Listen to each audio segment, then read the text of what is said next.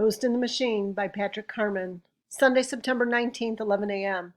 I couldn't go back to sleep after watching Sarah's newest video, and I was hungry besides.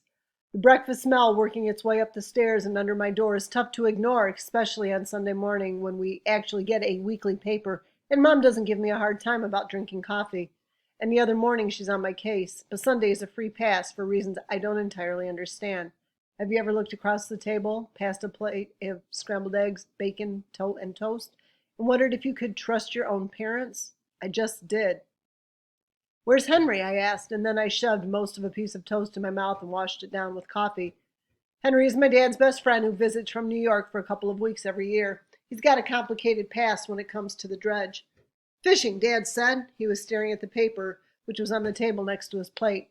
He glanced up at me, then back at the editorial page. "You're going to school next week," he went on. "I know. That's not a license to talk with Sarah Fincher. You know that, right?" I didn't answer him. Inside I was seething, but there was no point in saying anything. I was already talking with Sarah practically every day, without either of my parents knowing about it. Getting their permission had found its way to the bottom of my priority list. Mom piped in. "He knows, Paul. Just read your paper and let the boy eat in peace." All right, but we agreed. School next week, no excuses, and no Sarah Fincher. They blamed Sarah for my accident. They said she was trouble. They were totally wrong about the first part. The second part remained to be seen. I finished my breakfast and came back to my room. I could tell Dad wanted to insist I go outside, but Mom was pretty mad about how he was badgering me, so he left me alone. I think I've got a few hours of peace and quiet up here at least until Henry gets back. After that, all bets are off. He'll want to play cards or talk. It's my dad hiding. His name is on a slab in the dredge that ties him to a whole bunch of other names. He's part of a secret society. He's got the alchemy symbol for gold tattoo on his shoulder and that alchemist diagram in his drawer. It has to add up to something, but what? I'll start with the names from the secret room. That's my best clue. I'll work my way down the list and figure out who these people are. Maybe some of them are still alive, like the librarian, like my father. Sunday, September 19th, 2 p.m. Other than my mom stopping by an hour ago with lunch, I've had 3 hours of uninterrupted research time on my laptop. I keep it very quiet in my room, no music or anything like that, so I could hear the ting of a butter knife on the edge of a glass mayonnaise jar as she made my sandwich. This was my signal to erase everything I was working on. I've gotten to where I can do this and re-enable the software my parents think is keeping tabs on me in less than 30 seconds. Unless they're watching with a camera, then there's no way they're keeping track of what I'm doing up here. I almost spilled the beans to my mom when she was in here. It's like I wanted to trust her, but she's married to my dad and he's tangled up in the secret stuff. She'd tell him, I know she would, and she was just as mad at me after the accident, maybe madder. After Mom set the Coke and the sandwich on my desk, she stared out the window. "You coming down anytime soon?" I shrugged and popped the top on the Coke can. "Is Henry back?" I asked. My mom shook her head. "Your dad went with him. Fishing must be good." I hesitated a second, then said, "Have you ever been in that old dredge, Mom?" She looked at me like I was slipping through her fingers and falling down a steep hill. You know the look. The one where your mom thinks you're in trouble but can't help you. "I haven't been out to the dredge in years. Why do you ask?" I could see she was nervous, like I was dancing around the edge of something she was afraid to hear, so I totally backed off. "No reason. It's been out there a long time. I figured you'd been inside." She looked relieved, which made me glad I hadn't told her I was seeing ghosts, hanging out with Sarah, and wandering around the dredge in the middle of the night getting trapped in secret rooms. My mom wanted a normal son who was in school and didn't get into strange kinds of trouble all the time.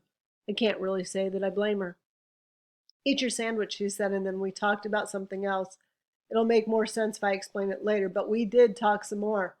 Then she left and I was all alone. That was the only interruption I had in a very successful 3 hours online as detective work goes. Here's what I did. First, I made a list of all the names that were on the slab in the secret room. I added Daryl Bonner's name to the list because I don't trust him at all, neither does Sarah. The names became, I guess, my suspect list because of what crime, I don't know yet, but I'm closer to finding some answers now than I was last night.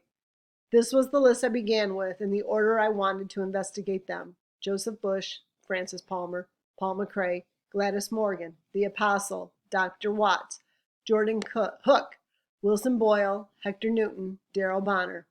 First things first, scratch Joseph Bush from the list. That guy is already dead. I went back to my old journal and read my entry from September 13th. I've torn it out and moved it here as evidence. The greatest discovery, or the worst, depending on how you look at it, that Sarah and I made involved the untimely death of a workman on the dredge. There was only one mention of the incident in the newspaper and nothing anywhere else. Old Joe Bush is what they called him, so I can only conclude that he was not a young man. Old Joe Bush had let his pant leg get caught in the gears, and the machinery of the dredge had pulled him through, crushing his leg bone into gravel. Then the dredge spit him out into the grimy water. His leg was demolished, and under the deafening sound in the dark night, no one heard him scream. Old Joe Bush never emerged from the black pond. Whenever I see or hear that name, my leg starts to ache, and I think of all the times I've seen and heard what remains of Old Joe Bush. I've heard him with my own ears, dragging that crushed leg across the old floor of the dredge. I've seen footage of him. Am I really saying this? Seeing him through the broken window and leaning down into the secret room, moving across a camera that's been dropped. I have felt him push me over a rail high enough off the ground to kill me. The important thing right now is that Joseph Bush is off the list. And he's not the only worker who died on the dredge. I searched and searched for Francis Palmer and didn't have any luck at all until I remembered all those minutes and reports from the New York Gold and Silver Company. Those were big files, and there were lots of them. Plus, I had gone in and started highlighting different areas of interest. I couldn't keep those files on my computer, so I transferred them to a flash drive and taped it under one of the drawers to my desk. And you know what? It's a good thing I did, because when I went looking for those files online a couple hours ago, a big chunk of them were gone. Someone somewhere was able to classify those old files, or knew someone was looking at them. Maybe they tracked my IP address back to Skeleton Creek and didn't like someone snooping around.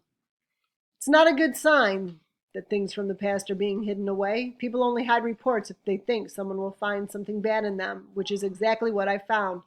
I pulled up the files from the flash drive and ran a program that I have that will sift through multiple documents for keywords all at one time. I put in the keywords Francis Palmer. I got a return on a document dated within months of the death of Joseph Bush. When I highlighted the entry from a board of directors meeting, I realized the death of Francis Palmer took place only 27 days after the death of Joseph Bush. New York Gold Silver PM Minutes, paragraph 9, page 25. The number 42 asset holding in Skeleton Creek, Oregon, was the location of a fatal accident on 8/12/63. The second fatality in less than a month has led to an internal investigation and structural investigation of assets number 31 through 47. The victim, Francis Palmer, was a long-term night shift control room operator. He was found dead in the water below asset number 42 in apparent accidental drowning. Legal department advises adding safety precautions to asset number 42 in the form of railings and window bars. Approved. Cost analysis for modifications to asset number 42 scheduled for 9/15. Insurance claims pending with Palmer family. Scratch Francis Palmer off the list. Dead. He and Joe Bush were in the Crossbones, and both of them died on the dredge within a month of each other. I had a brief moment of concern as my dad's face flashed before my eyes. 20% of the people on the list had already been killed off, and I haven't even been investigating for an hour. The next two people on the list were Dad and Gladys Morgan, the librarian. I at least know these two are still alive. For some reason, I just couldn't go searching around online for my dad. It was too weird. Who knew what kind of junk I might dig up about Paul McCrae? He was involved. He was alive. He was secretive like everyone else in this town. He'd lived here his whole life. He had a diagram with symbols and strange statements on it. He had a secret tattoo, and he was living in the same house as me. So I moved on to Gladys Morgan, expecting to find out she was a dreary old windbag with a long, eventless life full of long, eventless days and weeks and months. Boy, was I wrong. The first thing I found, Gladys Morgan hadn't always stayed in Skeleton Creek. Contrary to what she tells everyone, she also spent some time in New York City, if you can believe that. How do I know Gladys Morgan was in New York City? Because the New York Times is archived online, and Gladys Morgan once made the news. That's right, our Gladys Morgan in the New York Times. And here's the most interesting part. She was in the news right after the accident on the dredge occurred. Here's a small part of the article I found. Protest erupts over environmental allegations. New York Gold and Silver Board members arrived on Park Avenue this morning and found more than 50 protesters from all across America. The company, which operates dozens of gold dredges in remote parts of Alaska, Oregon, and Montana, has come under fire in recent months for what many are calling a disregard for environmental concerns in small towns across the West. One of those in attendance, Gladys Morgan, came all the way from rural Oregon to join in the protest. "They've got some explaining to do, simple as that," Morgan said. She, like many of those in attendance, lives in a small town where a New York gold and silver dredge grinds along the outskirts of a town 24 hours a day, 7 days a week. "They haven't kept up their end of the bargain. I'm here to tell them they're gonna, whether they like it or not." Jim Pearson, a lumber mill worker from Billings, Montana, who drove the entire 3,000-mile journey with his dog Skipper, had similar complaints.